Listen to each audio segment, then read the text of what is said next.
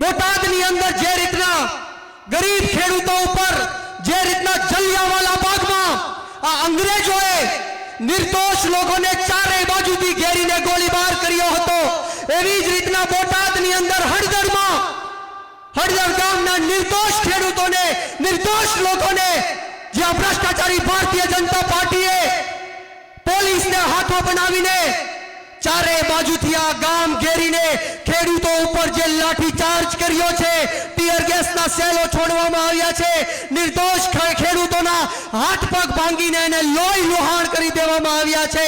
અરે આ લોકોને શરમ નથી? આ નિર્દોષ ખેડૂતોના ઘરમાં ઘૂસીને માતાઓ બહેનો ઉપર અત્યાચાર કર્યો છે, દમન ગુજાર્યું છે.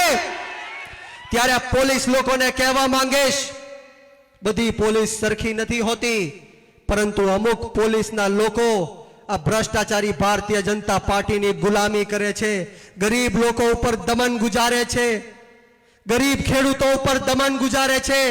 અરે તમારામાં હિંમત હોય અને તમારે જો દબંગાઈ દેખાડવી હોય, સિંઘમગીરી દેખાડવી હોય તો આ બુટલેગરો ખુલ્લે આમ ફરી રહ્યા છે, રેપિસ્ટો ખુલ્લે આમ ફરી રહ્યા છે. એક વર્ષની અંદર આ ગુજરાતમાં 900 કરતા પણ વધારે નિર્દોષ લોકોના ખૂન થયા છે. ક્યાં હતો તમારો કાયદો?